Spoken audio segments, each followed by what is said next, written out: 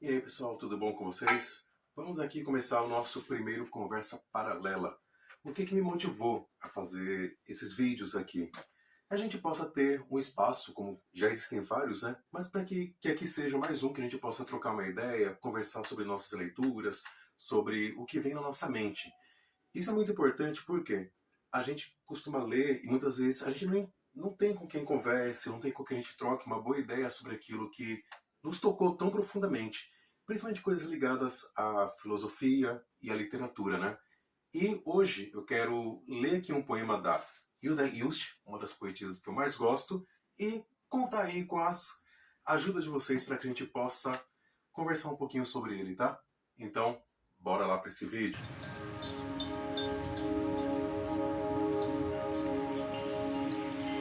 Quando chega o limite do que a gente pode entender, então isso se abre para milhões de possibilidades do que é o ser. E é por isso que esse vídeo se chama Poesia e Humanização. Quando a gente olha para a gente, será que nós entendemos, né, que somos humanos, mas o que significa ser humano?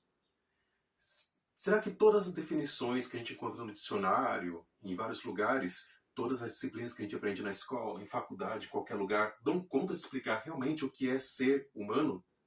E se algum dia a gente chegar a ter essa resposta, será que ela vai ser aquilo que a gente esperava? Porque parece que nós temos uma tendência muito grande de procurar coisas que justifiquem aquilo que a gente acha que é. Não é à toa que a gente viveu períodos complicados, até de negacionismo, né? Porque a gente precisava de algo que desse sustentação à nossa crença naquele momento de alguma coisa, né? Então, assim, tudo muito rápido acontecendo. E eu li um poema desse livro aqui que me chamou muita atenção. Então, bora lá. Até vou colocar aí, ó, para que vocês possam acompanhar comigo também. Esse poema está no livro Balada de Alzira, de 1951. Esse daqui é um compilado de vários livros dela, né? Então são vários poemas. E o que me chamou a atenção nesse daqui é que ele é um dos primeiros, acho que é o segundo, se não me engano, livro dela. E traz assim, questionamentos tão importantes. A gente tem que entender que em 1951 o mundo mal acabou de sair da Segunda Guerra Mundial, né? Então é muito comum também e muito importante que se tratasse, né? Se fizesse essa revisão do que é o ser humano. Nós ficamos tão animados com o crescimento tecnológico que já estava acontecendo e hoje também, né? Estou gravando aqui na frente de um celular, mas será que tudo isso realmente reforça o que nós somos enquanto humanos? Será que nós somos esses que produzem bombas para poder matar outros? Será que nós somos capazes realmente de bondade? Qual que é realmente a nossa essência? Vou dar uma lida nesse poema aqui, ó. É o poema 5. Acreditariam se eu dissesse aos homens que nascemos tristemente humanos e morremos flor? Acreditariam que a presença é ausente quando o olhar se perde nas alturas? Acreditariam ser a nossa vida vontade consciente de não ser e ser luz e estrela, água, flor? É um poema de cunho existencialista, né? E o que chama muita atenção nesse poema porque parece que ela vai explicar, não, acreditariam se eu dissesse aos homens que nascemos tristemente humanos e morremos flor? Como assim nós morremos flor? A impressão que dá é que a gente vai saber, né, o que é o ser humano na verdade, né? Porque ela vai dizer aos homens como é que nós nascemos, como é que é essa nossa essência. Mas nós nascemos humanos. Ou seja, nós somos humanos porque assim que a gente nasce, nós já somos engatados em um mundo, né? E esse mundo vem a todo vapor da nossa civilização há muitos anos. Então, assim que nasce, é um menino, né? Até antes de nascer, e antes de nascer já vai se comprando coisa para que seja um menino ou uma menina, e nós morremos flor. Eu não vou falar tudo o que eu acho aqui para poder deixar para vocês, né? É só compartilhar alguns momentos aqui de leitura, o que me chamou a atenção, e deixar justamente as aporias. Acho que os filósofos, principalmente socráticos, né, e o pós-socráticos, entendiam muito bem o que é essa aporia, essa falta de poros, né? onde chega o limite do nosso conhecimento. Eu acho que a gente precisa chegar também nesse limite, né? Para que possa abrir margem para que o outro pense também. Todas as nossas conquistas científicas, literárias ou qualquer coisa só foram possíveis porque alguém cutucou lá onde se achavam que existiam certezas, né? Então, a partir daquilo lá, outras coisas foram sendo construídas, coisas grandes. Então, ela continua aqui, ó. Acreditariam que a presença é ausente quando o olhar se perde nas alturas, né? A nossa presença é uma certa ausência, na verdade, né? Aqui a gente entende um pouco como Sartre, que nós não temos uma essência, né? Na verdade, nossa essência é justamente existir. Eu não sei se isso ajuda ou piora, né? Ele lança um livro imenso aqui, né? Na verdade, essa ideia está em outro menorzinho, só que eu não tenho ele aqui agora, que se chama O Existencialismo é o Humanismo. Mas todo o projeto dele e de outros como Merleau-Ponty e Heidegger foram no sentido de trazer esse questionamento do ser. Tem até um trecho que eu separei aqui sobre o nada. Aliás, o que é o nada? Segundo Heidegger, um outro filósofo, diz que o nada, não queremos saber nada do nada, porque o nada é nadificante. Agora eu perdi aqui onde eu tinha marcado, né? Mas se não achar, a gente só faz um breve comentário sobre Sartre. Nós não temos uma essência. Então, quando a gente fala é um menino, é uma menina, na verdade a gente não está querendo dizer nada. Essa pessoa só vai ser construída na sua essência, na verdade, a partir do momento em que ela vive. Segundo Hilda Ilst, nós nascemos humanos.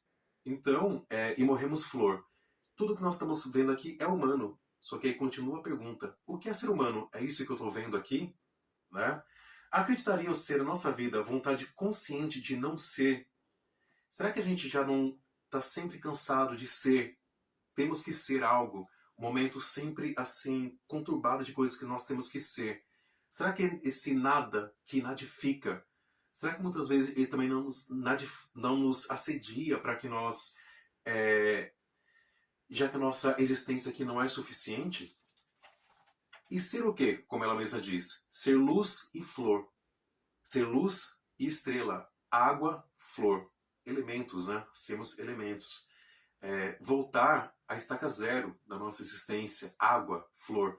Para quem não se lembra, o primeiro filósofo, né, Tales de Mileto, falava que tudo é água.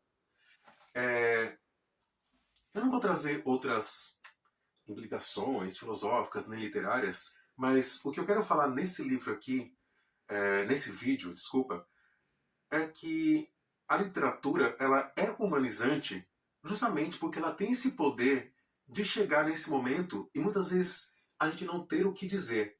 Tem um conto de Clarice Lispector que eu gosto demais, está nesse livro aqui, um dos meus preferidos, A Via Crucis do Corpo. Eu indico e muito, né?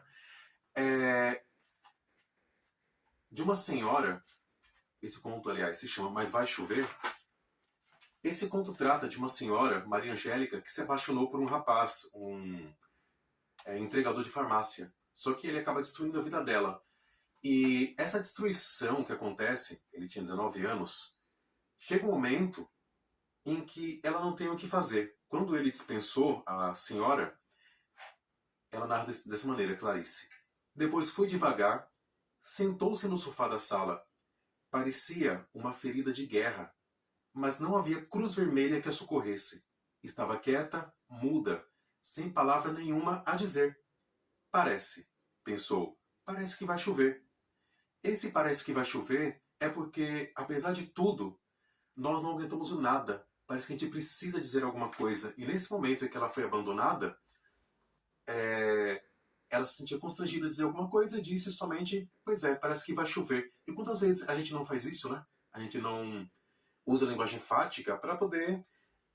porque não tem o que dizer, na verdade. Basta fazer uma experiência quando a gente encontra com alguém, mesmo assim, que a gente não quisesse encontrar a pessoa, a gente parece que tem sempre alguma coisa nos constrangendo a dizer oi, né? Como é que vai, né? Vai chover, alguma coisa assim. Então, na nossa vida, nós somos sempre constrangidos a dizer algo, mas parece que existe um poder do nada que está sempre nos constrangendo a fazer algo.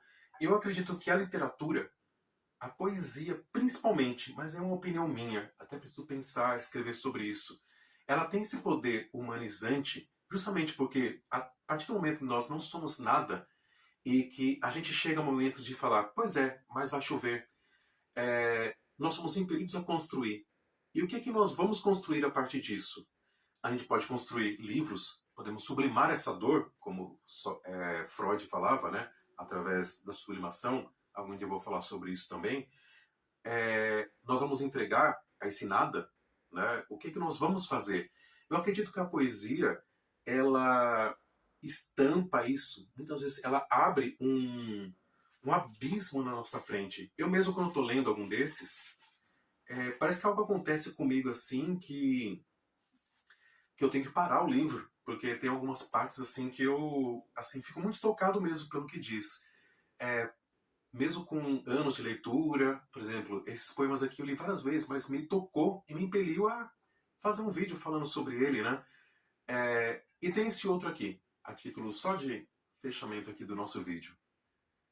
Estás ausente, mas há no amor como que eterna sobrevivência. É como rosa, que não se corta e nem se colhe pela manhã.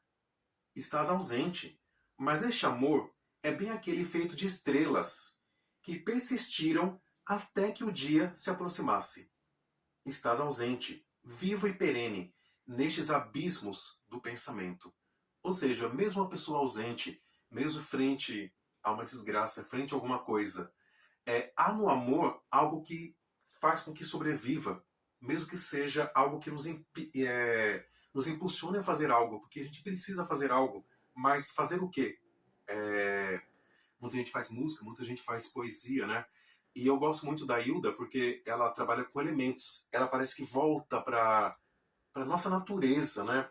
Para os elementos que estão antes da gente aí, antes da gente nascer, ou até quando a gente não sabe, quando eles foram criados, né? Por exemplo, ó, mas há no amor, mas este amor é bem aquele feito de estrelas que persistiram até que o dia nascesse. As estrelas persistem. E em nós, o que persiste quando não tem mais o que falar? O que persiste? Para fechar aqui, eu acredito que a literatura, principalmente a poesia, vou insistir nisso, mesmo não dando muito certo nisso, você pode contribuir com seus comentários. Eu acredito que a poesia traz justamente dar nas nossas mãos a oportunidade de concluir algo. Poesias como essa fazem-nos olhar para o abismo que nós somos, pois vai chover. Não nos dá uma resposta pronta e nos impulsiona a poder fazer algo. Fazer o quê? Escrever uma outra poesia? Você pode também fazer livros, você pode também lançar alguma outra coisa. Você precisa fazer. Talvez a nossa vida seja esse nada também.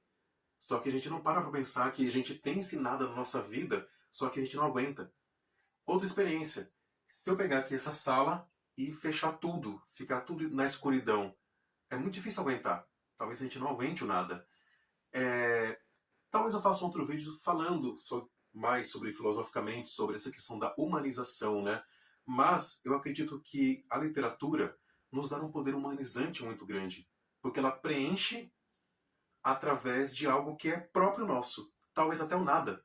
Às vezes a literatura, com uma poesia dessa, nos joga na cara esse nada que nós somos. Só que, através desse nada, nós somos compelidos a criar. E quanto mais a gente encara esse nada da nossa existência, talvez a gente possa criar coisas mais maravilhosas ainda. Os grandes escritores fizeram isso, né? A Ilíada persiste aí até hoje, é muito lida, a Odisseia, e vários outros livros que eu poderia estar falando aqui. Então é isso por hoje. Segue aí nosso canal, dá uma curtida aí, compartilha com a galerinha para fortalecer aí. Valeu, pessoal, e bora ter outras conversas paralelas aí. Obrigado e até a próxima.